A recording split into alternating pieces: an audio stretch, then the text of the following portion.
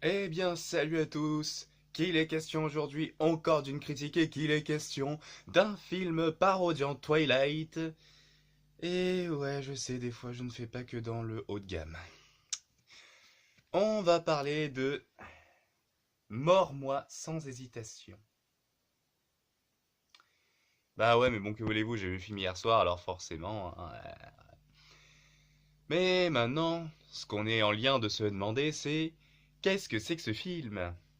Eh bien, ouais, bon, déjà, si vous avez pas vu la saga Twilight, ça risque d'être un peu compliqué de comprendre, même si le film explique assez bien celui dont il parodie l'œuvre. Bref, c'est l'histoire de Becca qui arrive à Sporks, ouais, je me rappelle plus vraiment du nom de la ville, et qui trouve que cette ville est quelque peu étrange. En effet, la ville ne fait que parler des vampires. Bref, du coup, elle arrive chez son père Charlie, elle rencontre Jacob, qu'elle a déjà connu quand elle était gosse, puis elle va au lycée où elle fait la rencontre de tous les personnages, comme dans le film, puis elle voit les Sullen arriver dont tout le monde dit qu'ils sont étranges, qu'ils ont la peau froide et qu'ils bouffent de la chair humaine.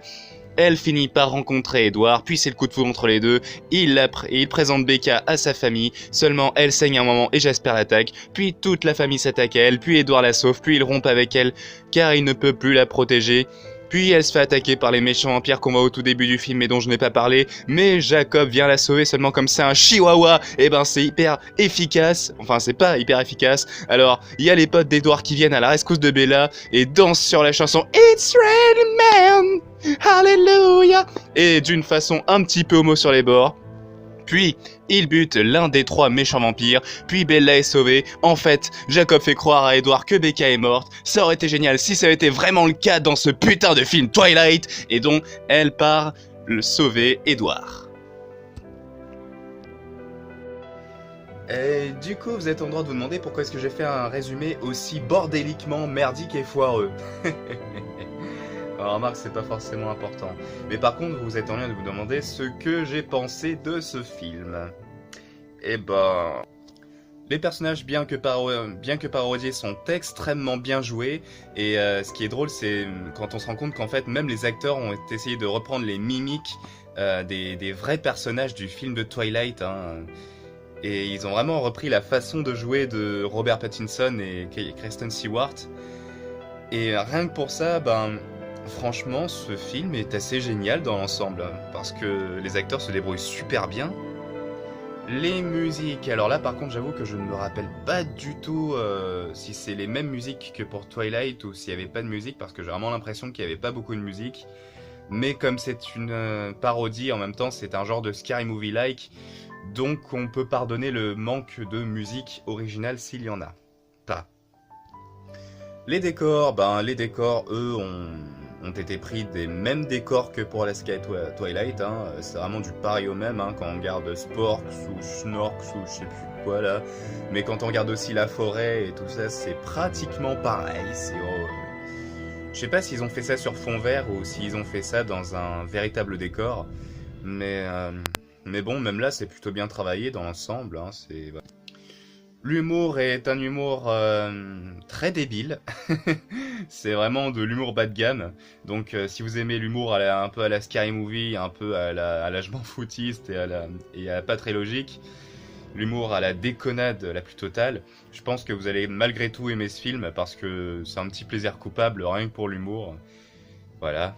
Hashtag humour.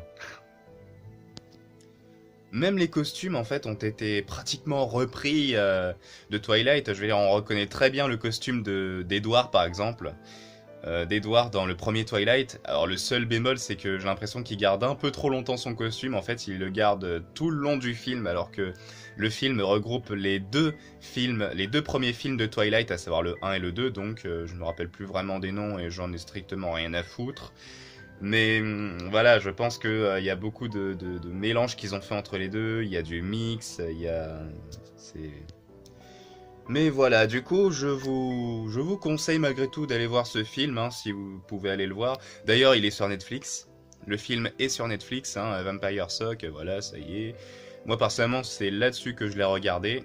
Comme toutes les autres critiques que j'ai fait, je regarde sur Netflix. Et, euh, et puis même, je pense qu'il est disponible en téléchargement dans plein d'autres trucs. Je suis pas sûr qu'il soit disponible en DVD, mais peut-être que vous pouvez le commander sur Amazon, hein, qui sait, il doit sûrement exister quelque part. Et c'est vrai que ce film a sûrement reçu beaucoup de mauvaises critiques, hein, genre ouais c'est un mauvais scary movie, ouais c'est une mauvaise parodie, alors que pas du tout. Personnellement je trouve que c'était un assez bon film dans l'ensemble, mais que si vous avez un certain humour, je pense que il faut savoir le régresser votre humour. Voilà, il faut savoir vraiment régresser l'humour. Et encore que, j'ai envie de dire que l'humour est quand même un peu plus mature que dans un autre film parodiant Twilight que j'avais vu il y a de ça quelques années. Par contre, je ne me rappelle strictement plus. Je crois que c'est Indigestion, c'est ça. C'est Indigestion. Et alors, par contre, Indigestion, là, c'est... Ce film est une indigestion à lui-même, c'est sûr. Mais par rapport justement à l'humour qui est vraiment pipi caca, qui est vraiment...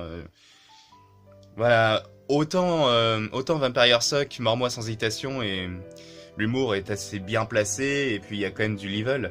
Autant pour l'autre, l'indigestion, l'humour est parfois fade. Il est un peu débile, l'humour, quoi. Donc bon. Voilà, sur ce, j'espère que cette vidéo vous aura plu. Donc comme je dis, n'hésitez pas à aller voir ce film, hein, parce que ce film est quand même très bien. Regardez-le en VO comme en VF. Ah oui, d'ailleurs, un truc assez drôle, j'ai remarqué que, parce que je l'ai regardé en deux, je l'ai regardé en VO et en VF. Ouais, j'ai regardé le film 2 fois. Et je me suis rendu compte que les voix françaises sont les mêmes que pour le film de Twilight. Je vous jure, hein. Vraiment, que ce soit la voix de Jacob, que ce soit la voix d'Edward, la voix de... même, je suis même sûr que la voix de Bella est pratiquement... Becca, pardon, Becca est pratiquement la même que dans le film Twilight. C'est assez drôle, franchement, donc voilà.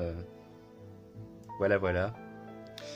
Bref, sur ce, cette fois-ci, c'est un véritable adieu. Et à la prochaine pour une prochaine vidéo sur mon critique, car ces temps-ci, j'aime beaucoup faire des critiques sur à peu près tout. Sur ce, salut à tous!